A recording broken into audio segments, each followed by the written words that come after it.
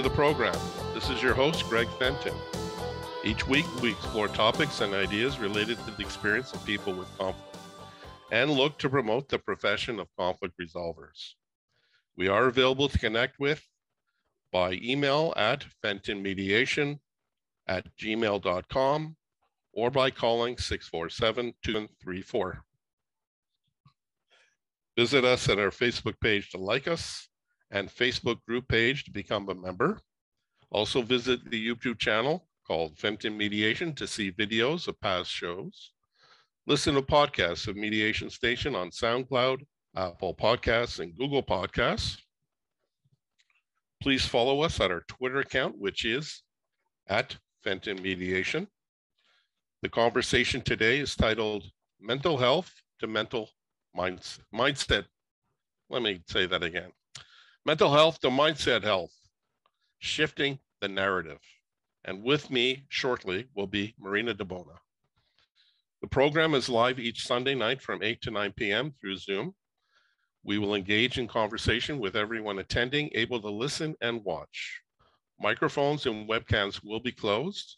If anyone wants to contribute, there are two options. One is to see the chat icon as a bubble located at the bottom center of your screen for you to click to then type in a comment or question and click to send.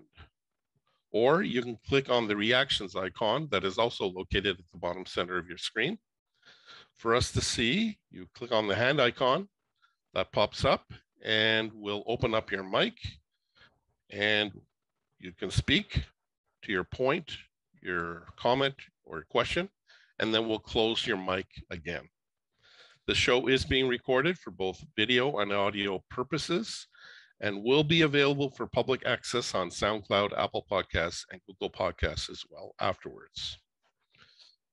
And my weekly public service announcement, there is another option available for individuals looking to become accredited as a family mediator in Ontario. Ontario Association for Family Mediation, OAFM, is now providing that 80 of the 100 hours of practicum experience can be completed using simulated cases. The final 20 hours of the practicum must be completed with real clients. Family Mediation Practicum Ontario is providing, through its OAFM approved course, this experience starting this fall, 2021, by using realistic case scenarios with the 80 hours counting towards accreditation. All classes are online with real-time feedback. For more information, you can check out the webpage called familymediationpracticum.pccs.ca. So joining me for conversation tonight on mental health to mental mindset, I got a brain cramp, mindset health. Shifting the narrative is Marina de Bona. Hi, Marina. Hey, Greg. How's it going? Nice to see you. Nice to see you too. Yeah. So this is your first time doing the program with me through Zoom. You've been on in the past. I have. Once in the real studio, and then, which I loved. I love that experience. And then I did that. And I did another one when it was just on the phone. This was just right when kind of COVID hit. It was in March of 2020, around that time. And yeah, this is my third time. Yeah. That's interesting. You brought up that one you did on the phone. Yeah. Do you remember who that was? It was you. Yeah, I know it was me. you were a different person then. Oh, yes, that's right. Are we sharing our secrets? That's right. I had an alias, Rose Vesuvius. Yeah. Well, there we go. It's all out there. Well, tonight I'm Marina de Bona, so. Are you sure? I'm positive. Maybe that's connected to the mental health and the shift to mindset health. Exactly. Maybe. All right. So how about you share one thing that you believe no one knows about you? This is like a little icebreaker for us. Sure. Well, you know, when I was thinking about this question, you know, I didn't want to really talk about like maybe something about that has to do with mental health, just something fun. How about we talk about something fun that nobody knows about me? That I'm actually really obsessed with track and field. And actually, I think if I could go back in my life and do things over again, I would definitely have pursued a coaching career. I think that would have made me very, like, not that I don't enjoy my job now, I do. I really do enjoy my job, but I think that that would have made me profoundly happy, is to be a coach for track and field, for sure. And so you can imagine, you know, with the Olympics just wrapping up, you know, I had the last 2 weeks have been wonderful. I love everything about the Olympics. It's like my Stanley Cup.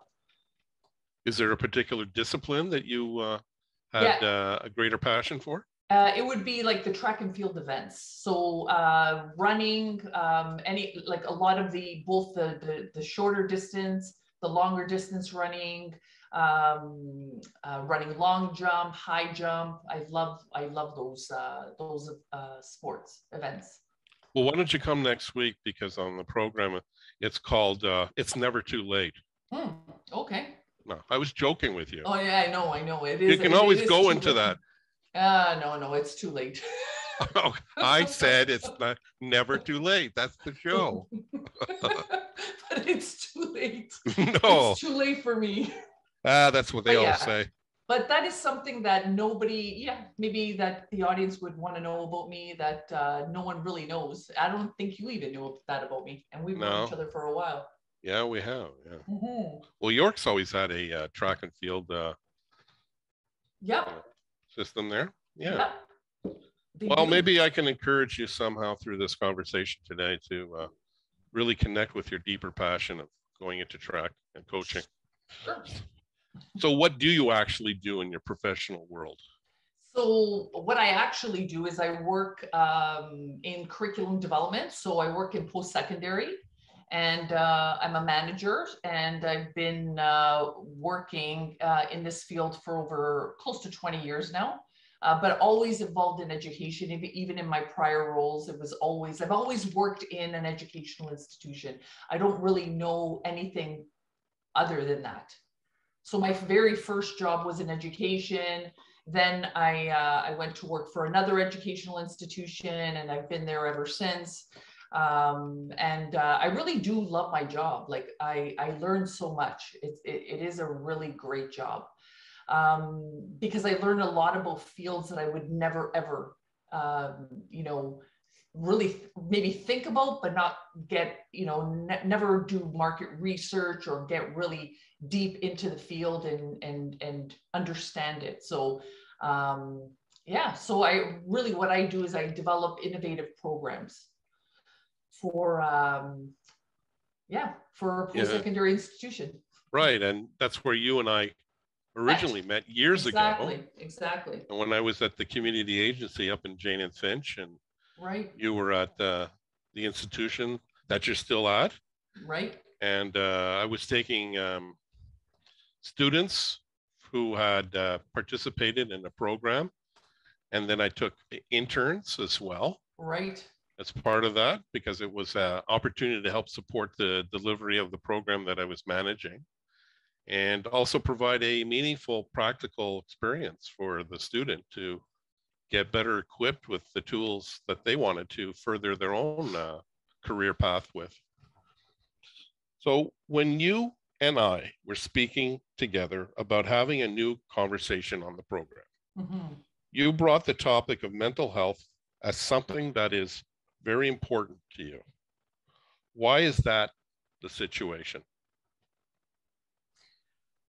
I think that the topic of mental health is very important to me because I myself suffer from mental health issues, and I think that I've suffered from mental health issues. I have no problem disclosing this. I've suffered from mental health issues for a very long time. I guess probably my whole life. I would say, if I think about like when I was young, and then as I got older, I've been in therapy for a very long time. And really why it's important to me, it's really not because I've suffered from it, but it's really because I would love to help eliminate the stigma that surrounds mental health. And now I think that we have, like, we're definitely moving in the right direction. Like the fact that I could be on Zoom with you tonight and actually disclose this to people that I don't know, right, without being afraid is a huge step forward. Huge step forward. So, you know, I'm from Generation X, so I'm going to date myself here. I'm a Generation X. And when I was growing up, you know, you couldn't talk about anxiety or depression, right? You know, people wouldn't understand. They would tell you that it was all in your head. Nobody would take you seriously. You know, growing up, I had like, I'm a hypochondriac. Okay. So like I had health anxiety. I would go to the doctor and every time, you know, once I got kind of pegged as, you know, somebody who had health anxiety, then every time that I went to the doctor, she would kind of dismiss me, right? Because she would say, oh, Marina, this is all in your head. It's just your anxiety speaking, blah, blah, blah, blah. So, you know, I think that I grew up in an era where you couldn't talk about these things openly at all. Even though in my family, I was very lucky, I could talk to my parents and stuff like that, but just outsiders, right? I think back then, I think people with mental health issues, I think they were perceived to be weak, right? There's something wrong with you. You're weak because you can't deal with your anxiety. You can't hold it together, right? And so I think a lot of people like myself at the time, and even maybe today, a lot of people, they end up going through life, they suffer in silence, right? And that's terrible because anxiety and depression, it is suffering. Like, it's not fun. Why would someone want to be anxious and depressed? You know, like, it's not because you choose to be that way. You know, there's a chemical, like when you look at the science, there is a chemical imbalance that's happening in the brain, right? And it's just like, you know, having high blood pressure. You know, nowadays, that's how I look at it now. It's like having high blood pressure. It's like having high cholesterol. When you have it, you take a pill for it, right? And a lot of people don't understand that. They don't look at it as a real kind of illness, like high blood pressure or whatever, right? Well, taking it from, you know, your earlier years when you were experiencing this and you were at work and you had communicated about your situation and what you were experiencing, I think, and you correct me if I'm wrong, a lot of the pressure of why people don't come out, such as yourself, is the reaction you get from the people you share that information with. Right. And it compounds the anxiety, the stress, the whole situation even more to keep it contained and, you know, suffering in silence. Yeah, no, absolutely. Like, you know, and a lot of people do end up suffering in silence. And in fact, you know, I was thinking, it made me think about when I was reflecting on this question that you were going to ask me tonight. I was also thinking about this amazing commercial. I don't know if your guests tonight have seen it, but it's a commercial that CAMH, which is the Center for Addiction and Mental Health, they created this commercial where it's a workplace situation where there's this woman and she's in an office environment, and, you know, seemingly she seems happy on the outside, and, you know, she's trying not to disclose this anguish that she has inside, right? And then she goes in the commercial after she's like having a good time with all her colleagues and talking and happy. Apparently she looks happy. She goes into the washroom to cry by herself in one of the stalls, right? And so I thought, wow, that is such a powerful commercial because, you know, again, people have to kind of suffer in silence. You have to put up this front, this other, you know, persona that's really not you, right? And then, you know, as a consequence, then anxiety and depression can become very debilitating, right? And it can just get worse, just like you said. So when we talk about mental health, what does it mean to you? I mean, you've shared some things, but putting those two words together, mental health, what comes to mind for you? So what comes to mind for me when I put those two words together is like a state of well-being, right? It's where, you know, somebody can actually cope with the everyday stresses of life, the ups and downs, the flows, and just be like a productive part of society. So that's what it means to me, mental health, being happy, serene, having a positive outlook on life, right? And honestly, it's really something that we as human beings, we need to nurture this, okay? Because we take care of our physical health a lot, right? We go to the doctor and stuff like that for our physical health. But then, you know, a lot of people don't realize how important mental health, it's equally important as your physical health, right? So that's what it means to me. That's the, you know, epitome of, you know, I wish that I could, you know, cope with the normal stresses of life. I wish, like, that would be kind of like, you know, the, my goal, right? Yeah, well, yeah, for sure. And Right. for sure, I tap into the whole thing that you're talking about with the mental aspect, that we treat our physical pieces much simpler, more easily, without, quote, that stigma. Right. The layers that compound the situation for us, and there's not enough recognition with regard to the mental. I mean, I had a show in the past that focused on a woman who came into the family court and she had been experiencing abuse, domestic violence abuse. And when she went upstairs to see what's called the duty counsel, the advice counsel, the free lawyer, the person said, I don't see any bruises on you. Did you suffer any broken fractures? And she said, no, my abuse was focused on the emotional, the mental piece, the part you can't see, the part you can't put tangibles to, per se. And so when we talk also in family about safety, you know, we're not only talking about the physical safety of people in the room, in the parties, and talking their stories. It's more about the emotional, because they can have more lasting impacts on people. So the dynamic of, you know, for me is mindset drives behavior. And we can deal with, quote, certain things, the physical piece, the broken bones, and they heal. The reality is of when someone's abused, and I'm not saying this about you, I'm just correlating it to the mental health aspect, the mindset health, that there's a greater challenge to even get acknowledged. Oh, absolutely. To deal with that. Because you can't see it, right? You were saying, you know, they were asking this woman, well, what do you mean? Like, where are the bruises, right? Because they can physically be seen. Whereas if somebody is being physically, you know, and mentally abused, right? Yeah. It's not something that you can actually see or touch, right? It's not a concrete tangible. Right. You know, you don't have the sling for the broken arm or the leg and the plaster that goes over for the et cetera, et cetera. So you've shared some things too about how you've been affected. How would you say, you know, in terms of your work experience relative to your professional experience, how you have been affected by the mental health concern? Oh, like you just, sorry, could you repeat that about my work experience? Yeah, I mean, how has it impacted? You've been going through the experience of mental health concerns for years. Right.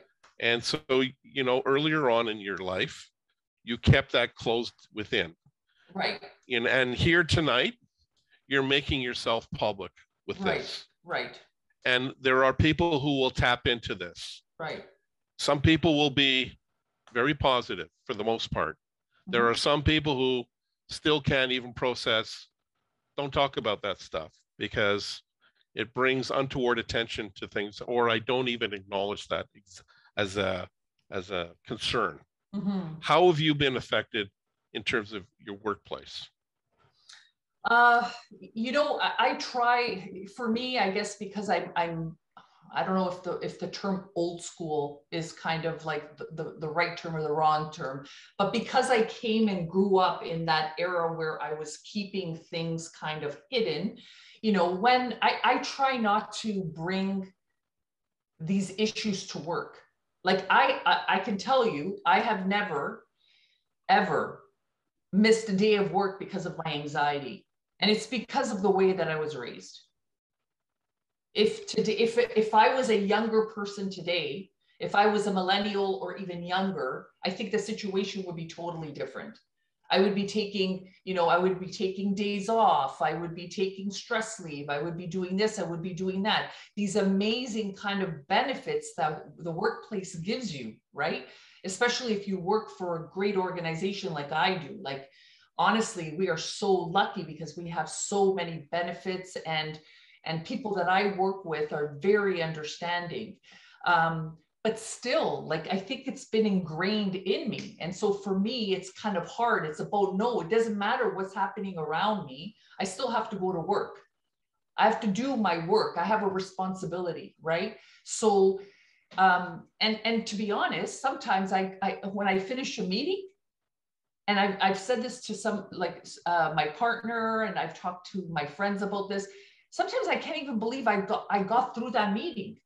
How on earth did I get through that meeting? I was feeling so anxious before the meeting, right? I was thinking, like, I was just so anxious, but I was able to get through the meeting and get through it. And that actually really surprises me. So the fact that, the perception of people that have anxiety or depression, them being weak, is not true. I think the opposite is true. I think we are like very resilient, very strong types of people. Because if you could do that and get through a really tough meeting, having, feeling like that, feeling like crap, basically, like, I think that shows strength. I totally concur with what you're saying, because Yeah. I teach a course called Sensitive Communication Skills. And traditionally people, when they hear the word sensitive, all that touchy-feely stuff, that's like, oh, you got a problem or something, let's not be sensitive, especially in the world of conflict resolution, or we're dealing with conflicts. And I actually say, well, sensitivity is a power tool. It's a skill. And you can equip yourself to do much more for oneself and then in relation to another person. And so it's about reframing that conversation. And that's one of our intentions tonight too, is to reframe the conversation with the words we use. Right. You mentioned about culture. How does culture contribute in any way to how you work through your mental health? Like culture, my ethnic culture? Well, however you want to define. Oh, okay. However you want to define that. I think that I'm very lucky. My background, my ethnic background is Italian. I'm Canadian. I'm not Canadian born, but I came here when I was really young.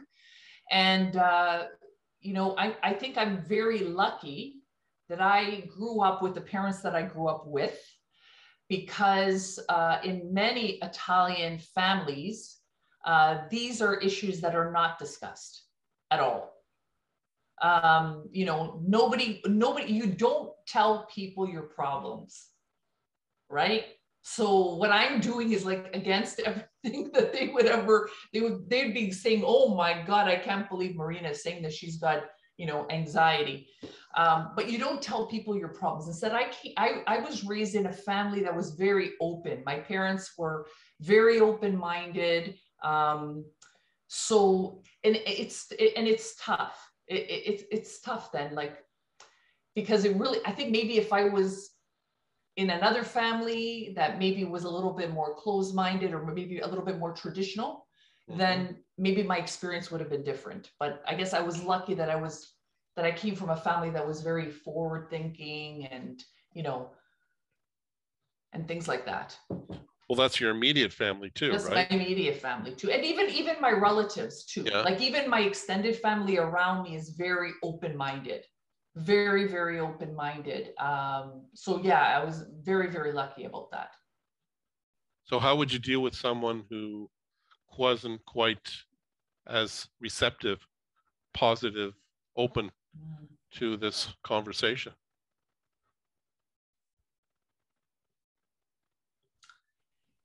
It's tough. It's tough because I don't want to tell people what to do or what to think, right? No, you're here sharing your story, your right. experience. It's not to tell people. If they can see something that can help them, that's part of the messaging. Right, right. See, okay, so, I think I think the success that I think I've had some success in telling my story to others, not just through this Zoom call tonight, right? But just in general. So if I encounter someone that I see is in distress, and I share my own personal experience with them, I think that makes them feel better. It's always important to have somebody to talk to, and especially somebody to relate to, right? Yeah, so there's a comment here, and I wanted to connect that with the whole concept of you're not alone. Right, you're not alone, exactly. Right, you navigate through the life feeling that we're isolated, we're alone. We feel marginalized in many ways because of stigma and society's imposition of their idea of what it means, rather than, okay, I'm going through this. What can I do about it?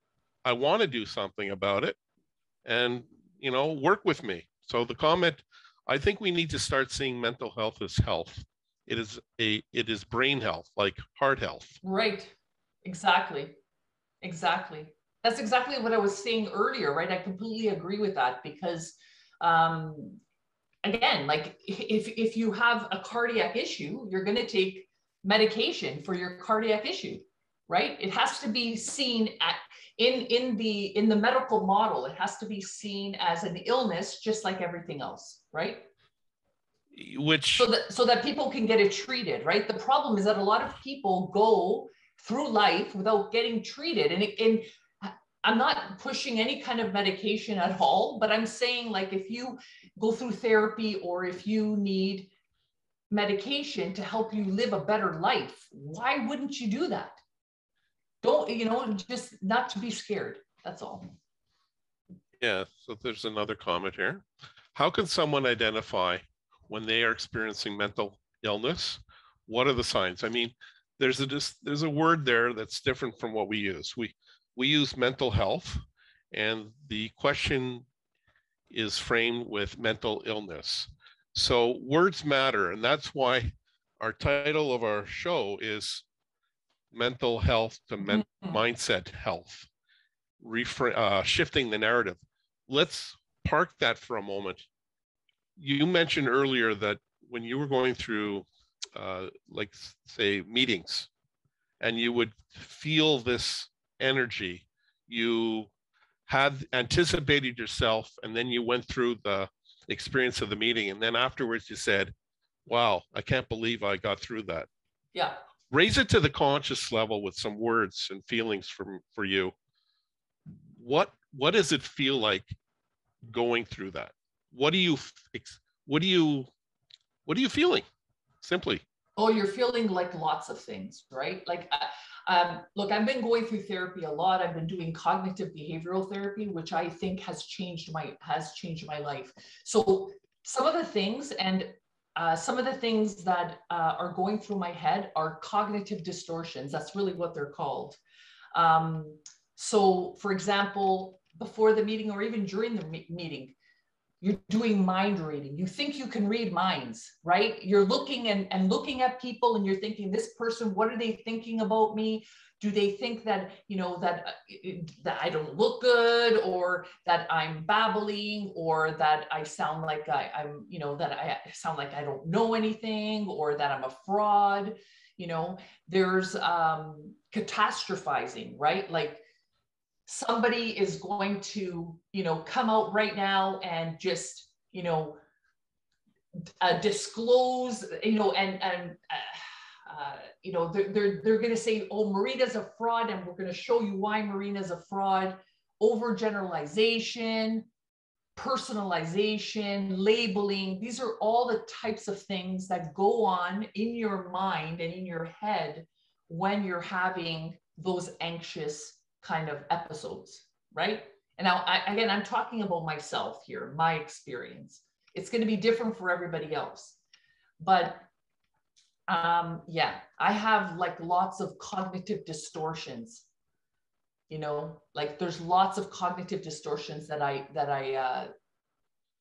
go through. And with those, quote, cognitive distortions, what's the connection with judgment? Is it judgment about oneself? Huge. Is it judgment from externals? It's judgment of both.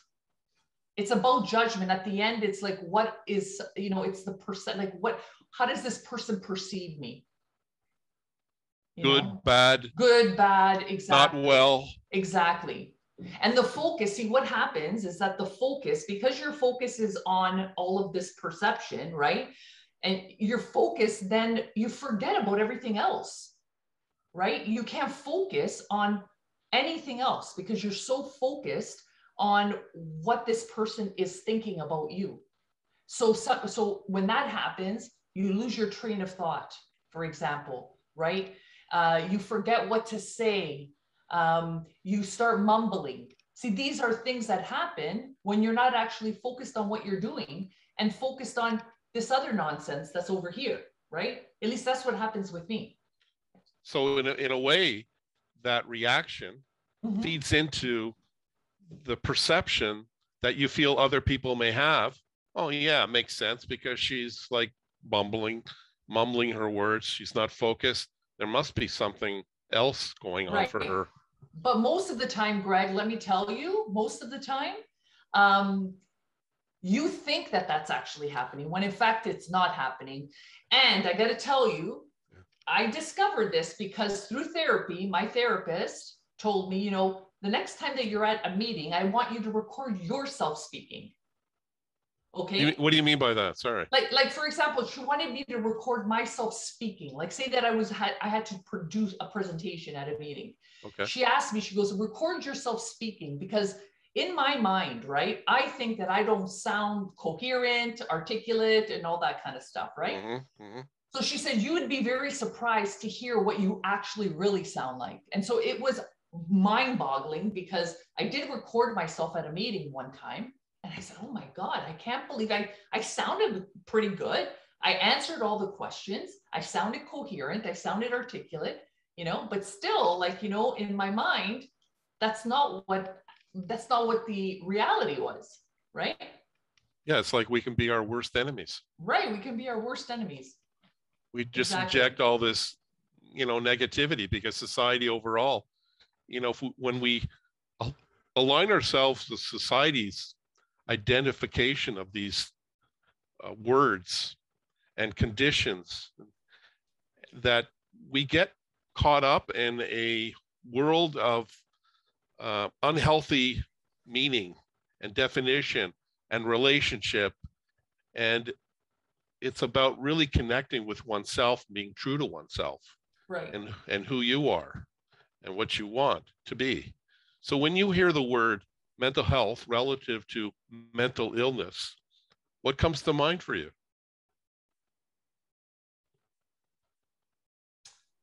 When I hear mental health in relation to mental illness,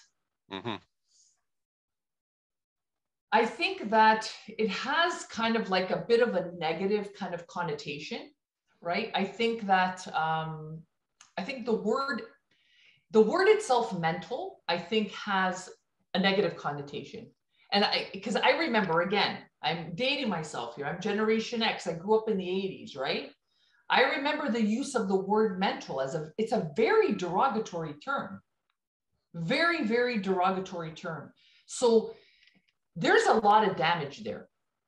A lot of damage. And I think that it's time that we think about using more positive words to actually describe it.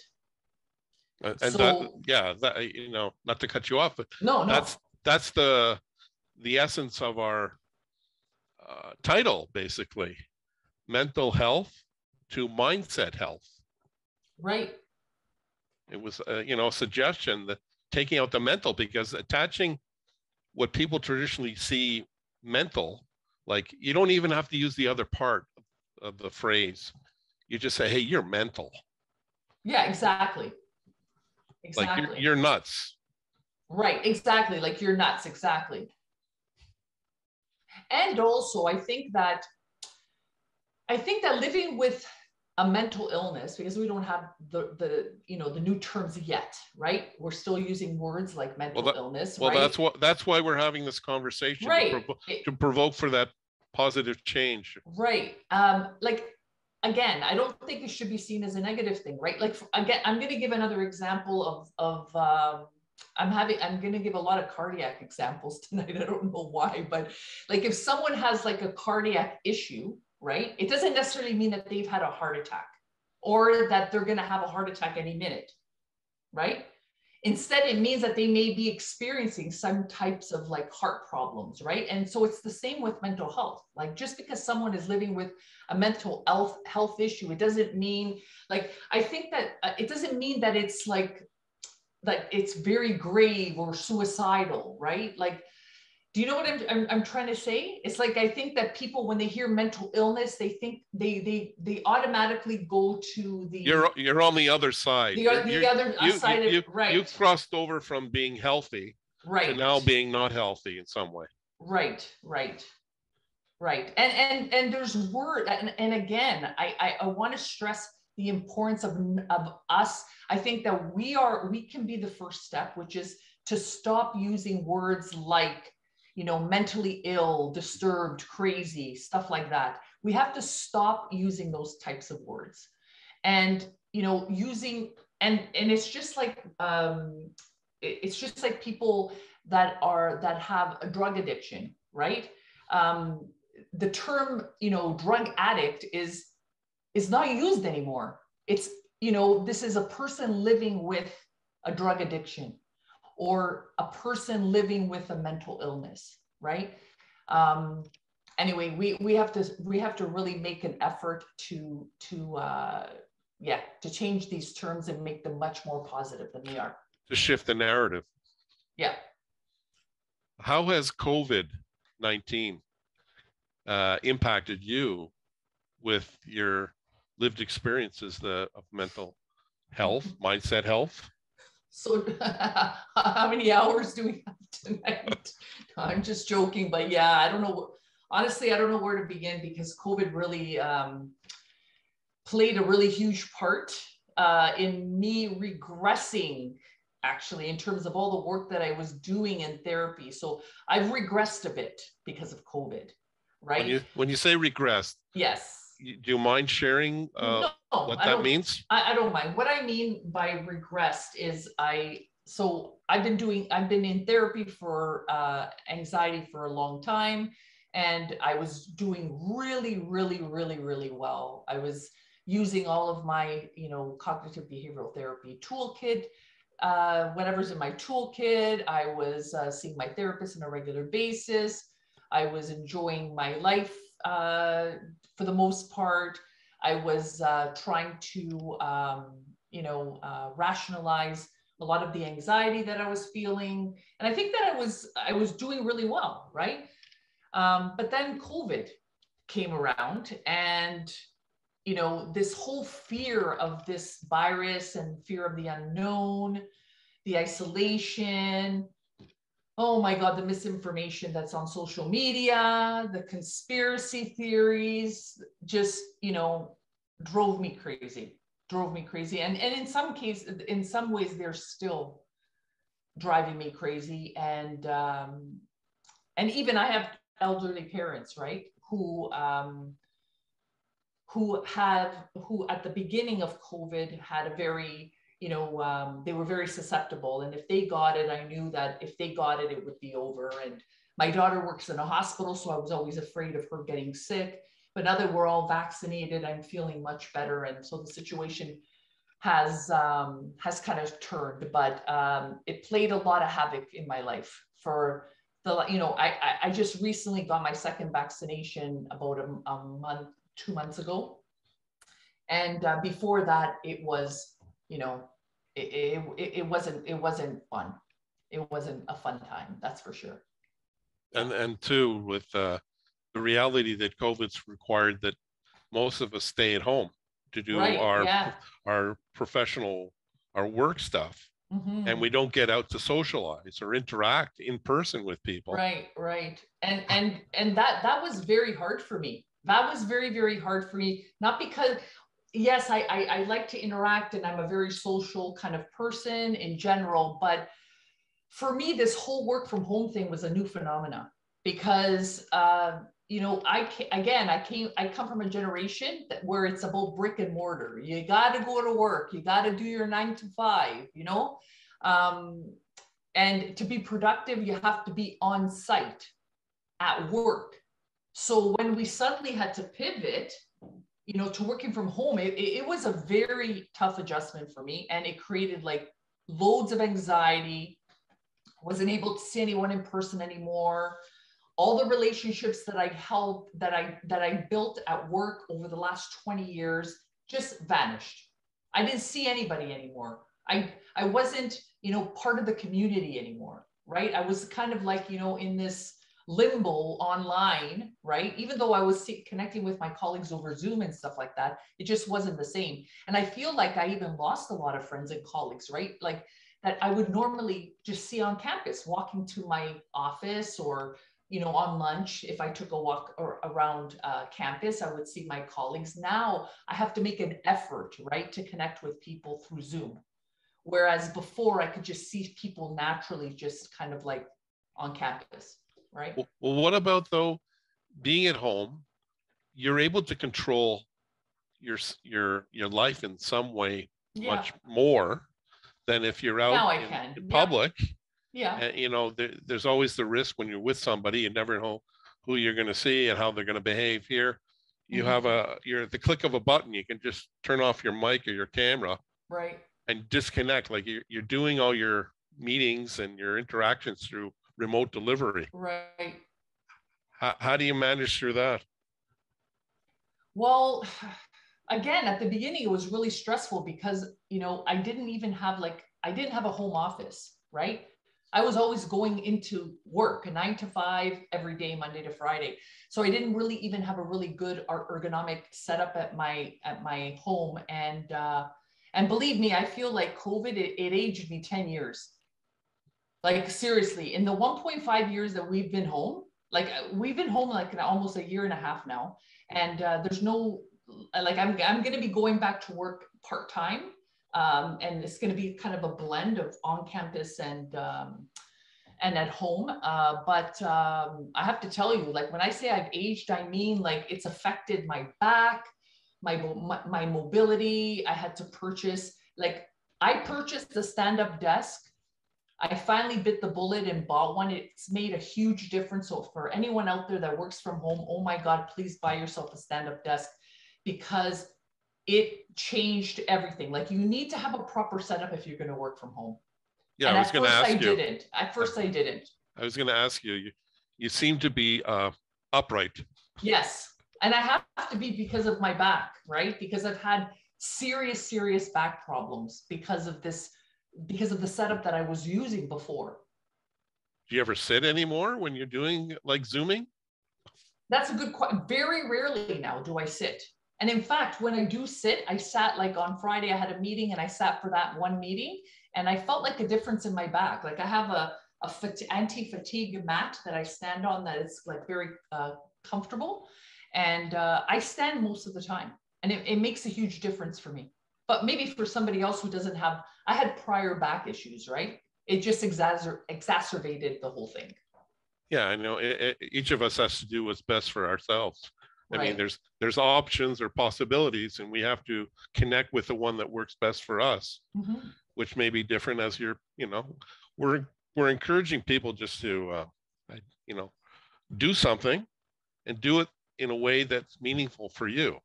Right. Yeah. So how do you think the public makes sense of the words mental health, just as a general statement?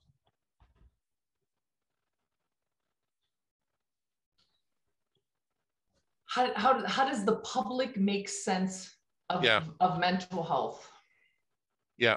Well, I think now people there's much more awareness that has in terms of the public. I think there's just a lot more awareness. I think that we're moving in the right direction, like through the use of social media and so forth. I think that there's a lot more awareness of it. I think we're moving in the right direction. I hope we're moving in the right direction.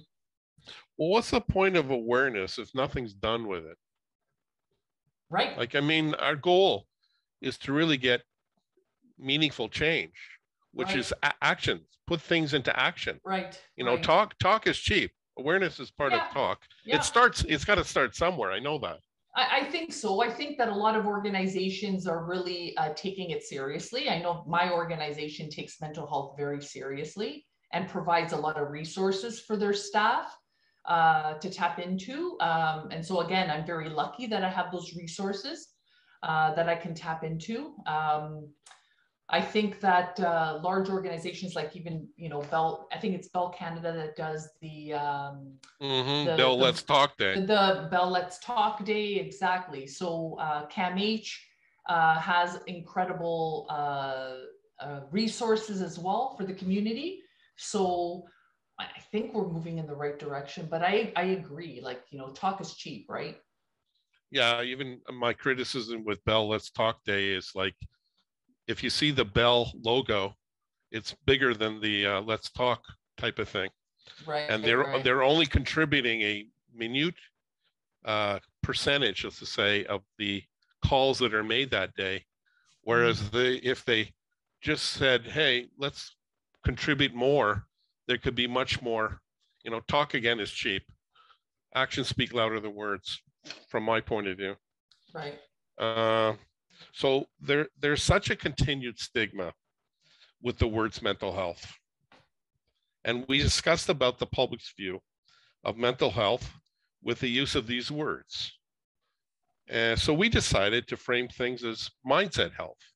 Right. How do you feel the words of mindset health can really shift people's perceptions? And then I'll add to their reality, because perceptions can be, powerful. Taking it into an actual, an action plan, that's really, for me, the profound change. Yeah, so no. Go ahead. Yeah, I completely agree. Like, I think that mindset health is again, it's a much more positive term, right? It's about the language that we use. And I gave the example about the the heart attack, right? Like, earlier, like I think it's about the language. It's the language that we use. And that's I think is going to help shift people's perceptions of mental health. So even the language that's currently used is contributing to the barrier for the whole situation to actually get something more meaningful, productive done. 100%. Like, Greg, the two of us have had, like, outside of mental health, we've had discussions about this, right? When it comes to even just with dispute resolution, right? Mm-hmm. So even the term dispute resolution, that term, it doesn't really tell, like, I think it's a negative term. Yeah. And yet we still use it. Well, some people use it. Some people use it. Exactly. Some people use it. Yeah, that's part of our conversation from years ago too. And I've never identified with the word dispute or even actually conflict. And I mean, people get words matter. People get meaning and make sense of things from the words we use, thus don't get meaning from the words we don't use, of course. Right. And so, like, I remember I did a project at CMSD, Downsview, years ago, and it was focused on the Iranian community. It was focused on domestic violence and newcomers. And instead of calling it with the words domestic violence, I shared the story with you. I may have shared this here too. I don't know. I can't remember all that I've done. So, I intentionally, we didn't put the word domestic or violence or abuse in the title of the project. It was framed from a positive. So it was called the Iranian Family Well-Being Project, because the idea was that if you put abuse in there, people attach that meaning and they process it, make sense. There was a less probability of people getting involved.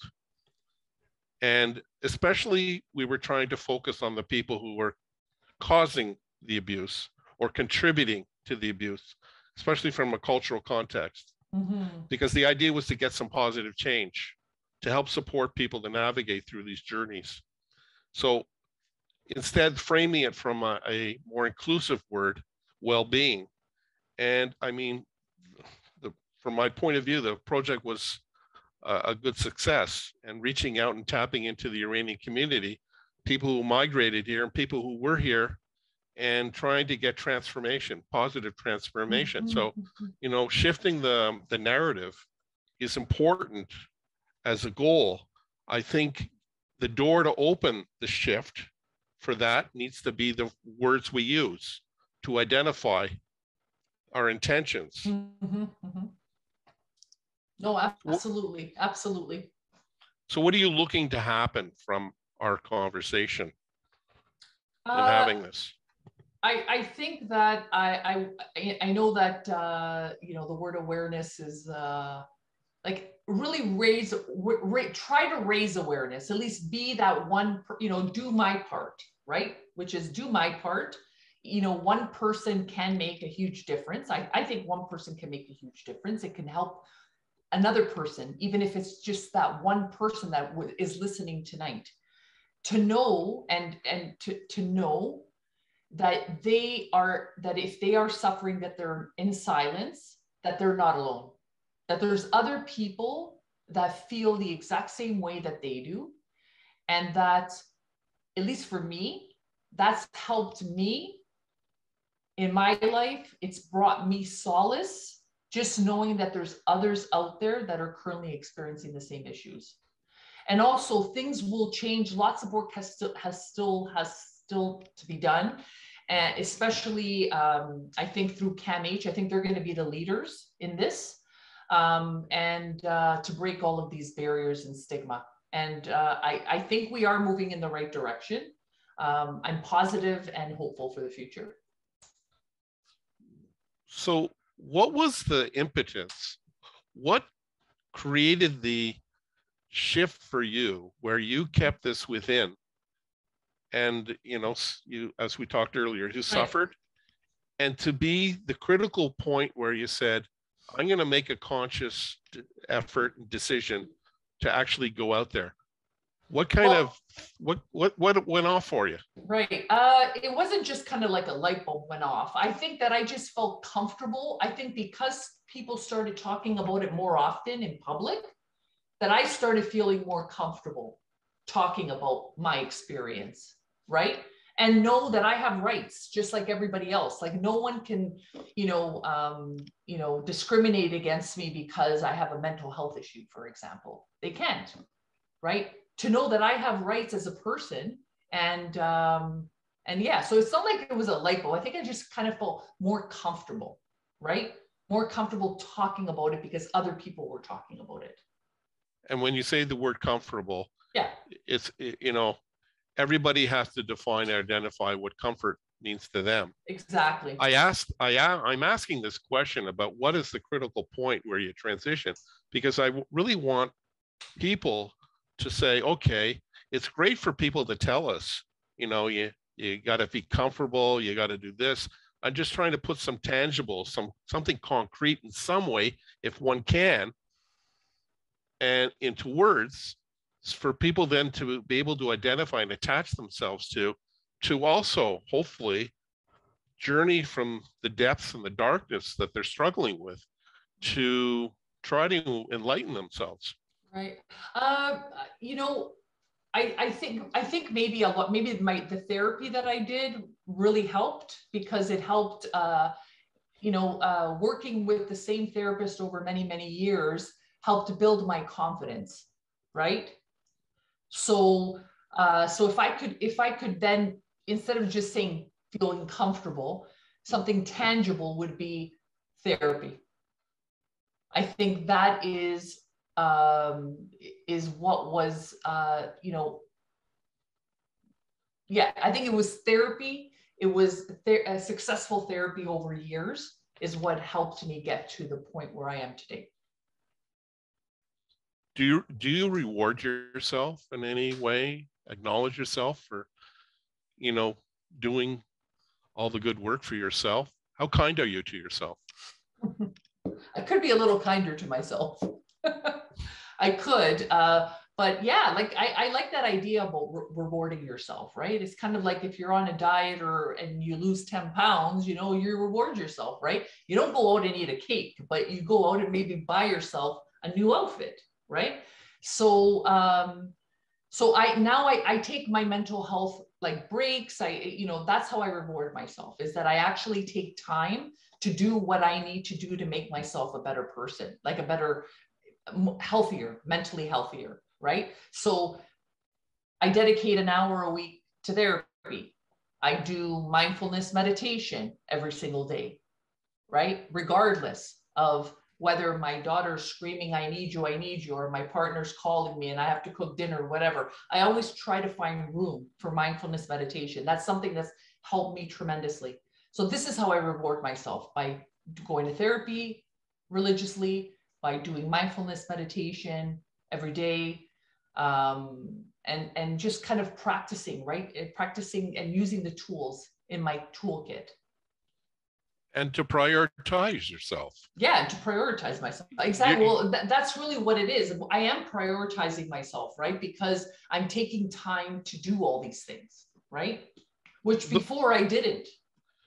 Well, yeah, I mean, the focus and the intention is that to build oneself up to be as strong as you can be. Right. Because how can you be in a relationship in any form with someone else and say to people, do this or do that, and when you don't sort of practice what you're preaching, right, your credibility is undermined in some way, and it's also comes across in your words and your language and your body talk that you're not true to one's word.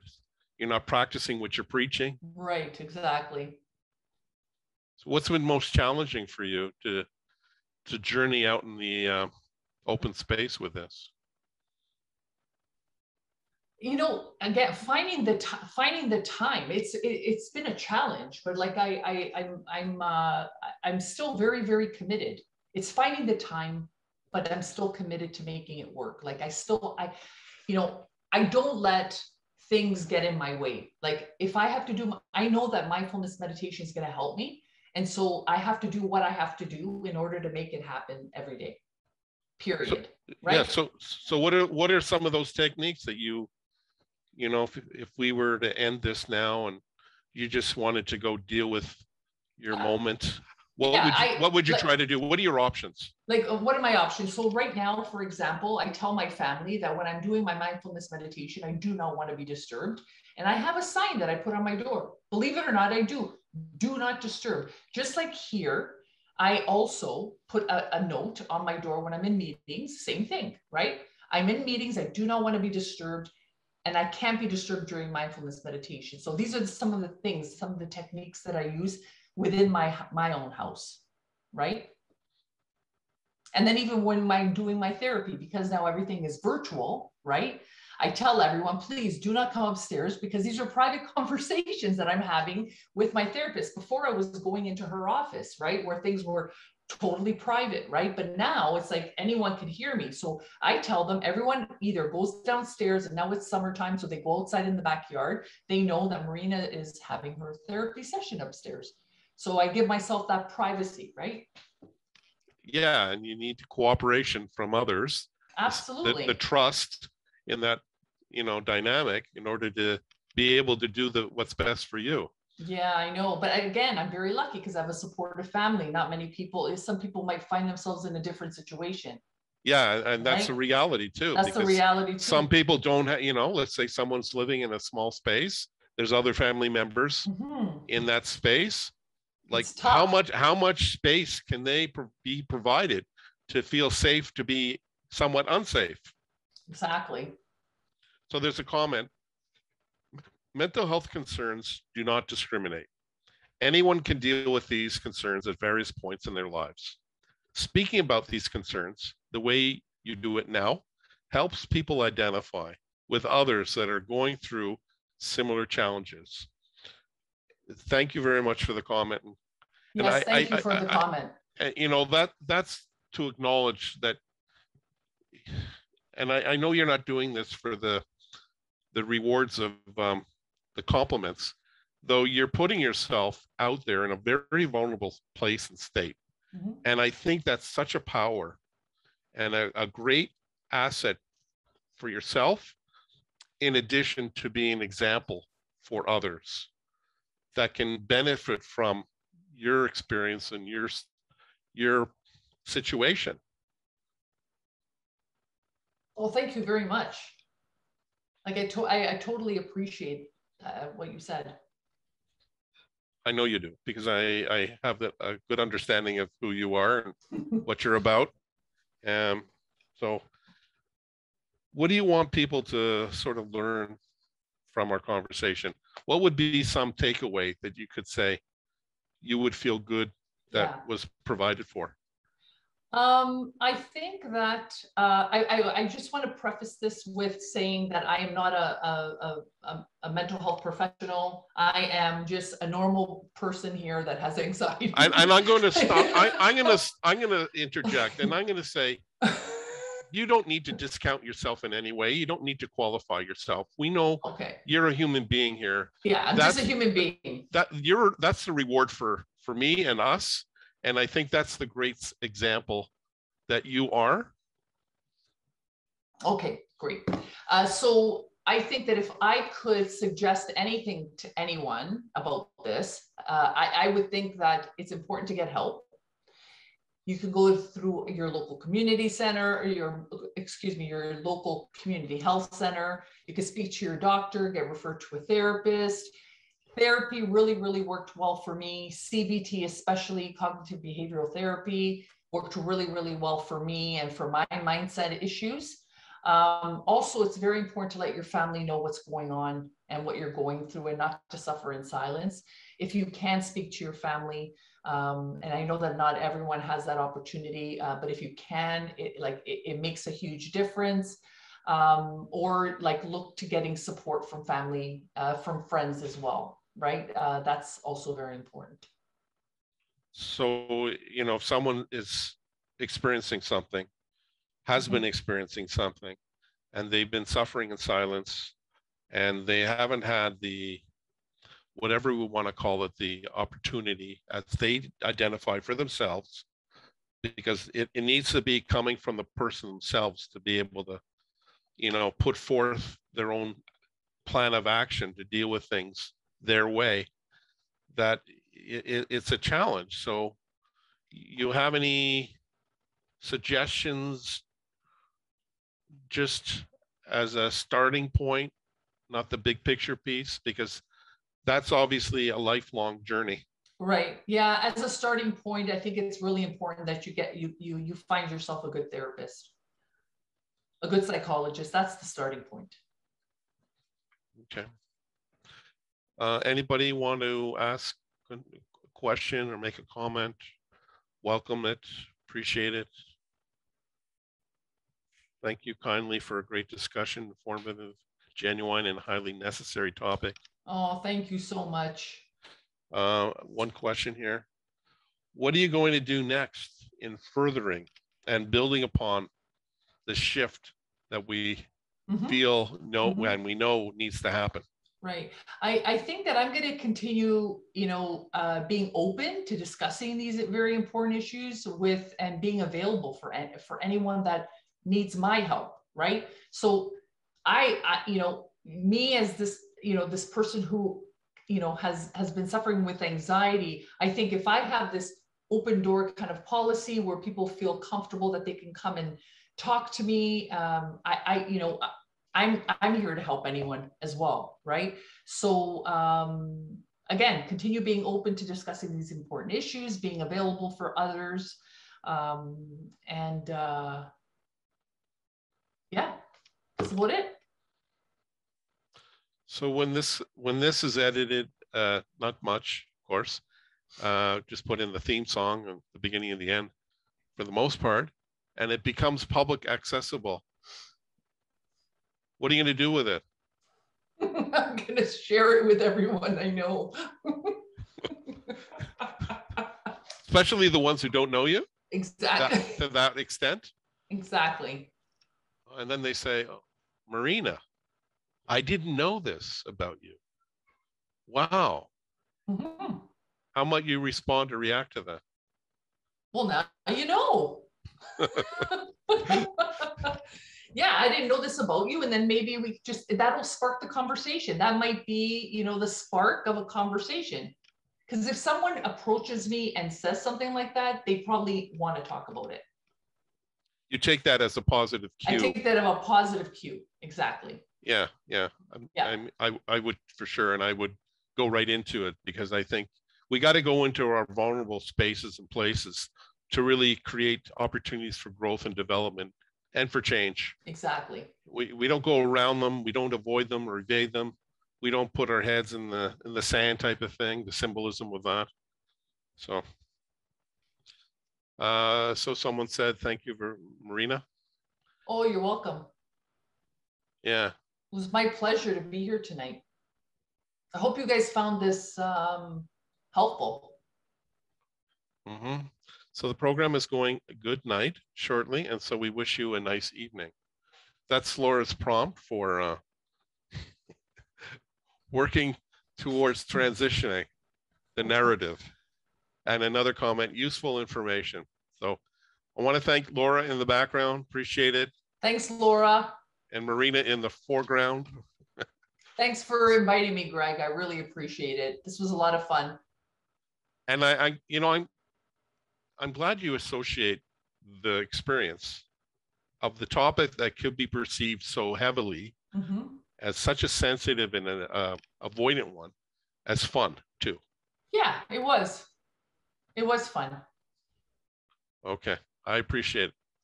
Thank you very much. So we're gonna basically, if there's no other further comments or questions from the bleacher seats, we say thank you, good night, and we'll see you soonish, again-ish. All right. Have a good night, everybody. All right. Thank you for having me again. Take care. We'll see you. Bye-bye. We'll see you soon. Bye-bye. See you.